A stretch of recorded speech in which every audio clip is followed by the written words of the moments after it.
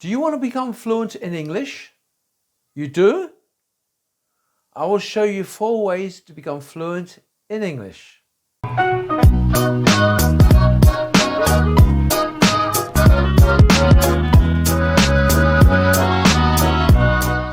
So you're probably trying so hard to become fluent in English, right? And somehow it's not happening. Am I correct? I'm going to show you 4 ways in which you become fluent in English quickly. Yeah, quickly. However, I need something from you. You need to think positively, be serious, and don't quit. Okay? Are you ready? Let's go. 1. Set goals. So, it's very important to set a goal if you want to become fluent in English. If you don't state what your goal is, what you really want to do, and also make a date, then you'll really waste your time. You're not going to reach a goal like that. Remember, this is my previous video, Dreams and Goals. In the video before this one we made yesterday, if you don't put a date or time, then it's not a goal, it's just a wish, it's just a hope, just a dream. So you need to make a commitment and write down dates and times, okay? If you really want to become fluent in English. So, you may say, oh, okay, I want to become fluent in English in 2 years' time from now. That's good. Think about it as a journey from today to 2 years from now, right? That's 24 months. So I'd suggest you set yourself a target to learn new words, try to improve your grammar every month for 24 months. So let's make it a goal to practice every single day. You cannot become fluent in English just by practicing once or twice a week. It doesn't work like that. You can only become fluent in English if you practice every day. Even if it's 5 or 10 minutes a day, it's okay, but practice every day until you become fluent in English. Write down your goals and write down dates and times when you plan to achieve or reach those goals, when you're going to speak English and when you're going to write in English. Write them down every day. Make some kind of commitment by writing down your days. If you just say it, it doesn't mean very much. If you write it down, it means a lot more. Okay? So write down details of your daily journey to reach your goal. By doing that, you're making the commitment. It's like signing your name, right? Signing your name, you're making the commitment. You're saying, it's me. This is me. This is what I'm going to do. In 20 years of teaching English, right, as an English teacher, I have come across students who have started off with 0 English. They could hardly say yes or no. And they practiced every day and they became fluent in English in a few months. I'm serious, in a few months. Others took a bit longer, but that's okay too. So I'm going to give you one example of a kid who made a commitment to become fluent. I remember him vividly. He lives in Jakarta. I told him what I'm telling you now. And this is what he did. So, just to give you some background, his parents were very poor rice farmers. Okay, in Indonesian we call them petani. They're very poor rice farmers. And sometimes he would turn up in the classroom with no shoes. He had no shoes, they're so poor. And he used to study every night by watching an English movie on TV. He'd write down every new word he heard or saw or heard in his ear, or if he saw people speaking that word, he'd try to write those words down, and he'd practice those words over and over again. And even when there was a power cut, in Indonesian we call it mati lampu. Even when there's a power cut, he would borrow his neighbor's bicycle and he would cycle to the next town where there was power, sometimes as far as 15 kilometers away. He had an incredible attitude. He just wouldn't quit. And here's what happened to this 16-year-old kid. His amazing success story. I won't give you, by the way, I'm not going to give you his name. It's confidential. I want to protect his privacy.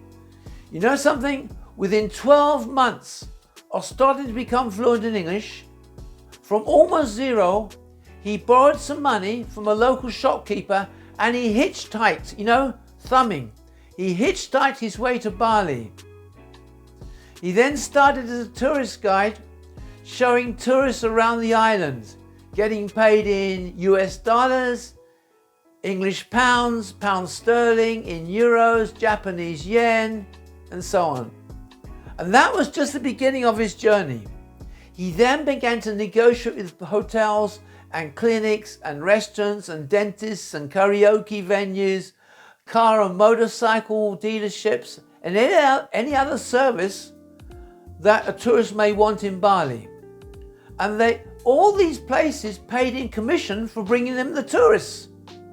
He also got tips from the tourists in yen, US dollars and euros and so on and so on. And in 3 months, he'd saved enough money, and after Ramadan, he returned back to his village where he came from. And he had enough money to renovate his parents' house, and he bought uniforms and school books for all the kids in the village. Yeah, amazing. That's what happens when you set goals and you don't quit. This kid is a typical example. You want to follow this kid?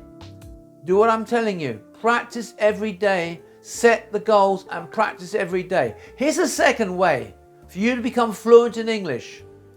Is to read, listen and watch films and podcasts and adverts, all in English of course.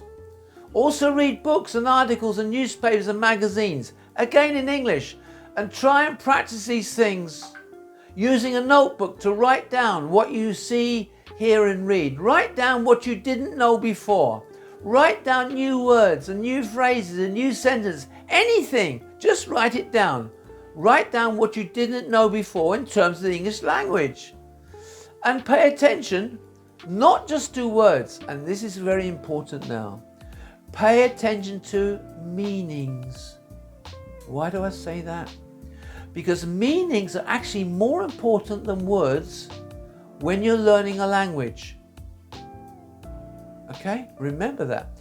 Meanings are more important than words.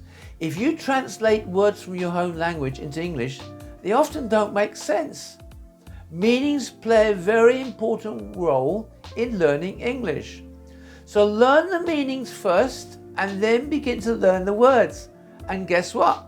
Practice makes perfect. The more you practice, the faster you learn, the faster you become fluent in English. Here's number 3, the third way to become fluent in English. Idioms and phrasal verbs. Oh my goodness, they're so important. So what are idioms? Bit difficult to explain, but idioms are basically sayings and things we have said for a long time, in which the words themselves often have no connection to the meanings. For example, let me give you an example. We can say something like, once in a blue moon, which kind of means very rarely, very rarely. It has nothing to do with a blue moon. You could argue there's no such thing as a blue moon, and yet we use that idiom, once in a blue moon, to talk about something that's very, very rare. Okay? Phrasal verbs are 2 or more words in which the words on their own often have nothing or very little to do with the real meaning. Okay? So another example in a phrasal verb, we can say hang out. I want to hang out. If we take those words separately, to hang, well, hang, like hanging up, hanging a picture on the wall, right? Hanging clothes in the clothes cupboard. Out means outside, to go out. It's outside, opposite to inside. Has nothing to do with hanging. And yet we say hanging out, the phrasal verb hanging out. It simply means, hey, I want to spend time with somebody. I want to spend time with you. Right now, you and I, we are hanging out because I'm teaching you some stuff, right? So, to hang out means to relax, to take it easy, to relax with somebody. So, to become fluent in English, you need to speak naturally, just like native English speakers talk every day, okay? We often use idioms and phrasal verbs as a way to talk naturally, okay, and talk in English fluently. Unfortunately, there's a small problem. There are over 3,000 English idioms and phrasal verbs. So it's not realistic to try and learn them all. So here's what I suggest. Listen carefully. This is what I suggest. Download the top 100 idioms, right? Download from Google, and the top 200 phrasal verbs. Top 100 idioms, top 200 phrasal verbs. How about that? Then try to learn 2 idioms and try to learn 5 idioms and 5 phrasal verbs every day. You'll be surprised that in 1 month, if you learn 5 phrasal verbs and 5 idioms every day, that means you've learned 150 idioms and 150 phrasal verbs in 1 month. That's a lot. Okay, by learning 150 idioms and 150 phrasal verbs, you're well on the way to being fluent in English. Okay, the 4th way, think inside the language, think in English.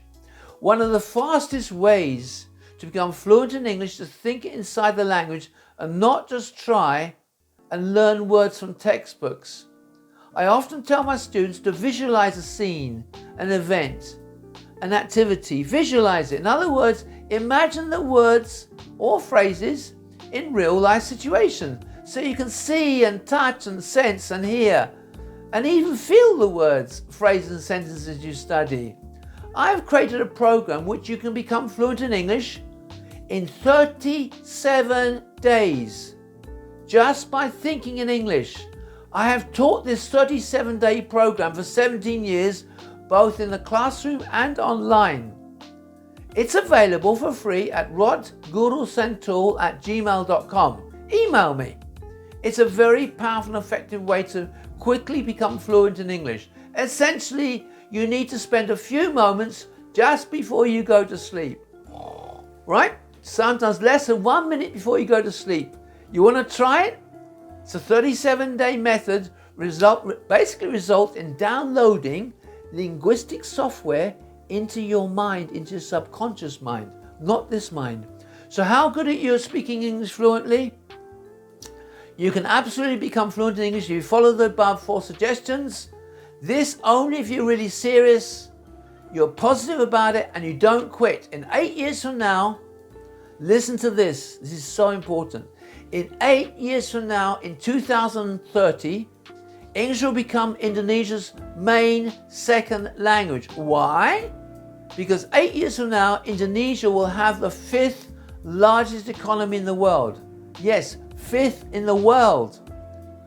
That is not me saying that. That's the World Bank that says that. So in 8 years from now, there will be an enormous number of international business people and academics and tourists all coming to the new Indonesia.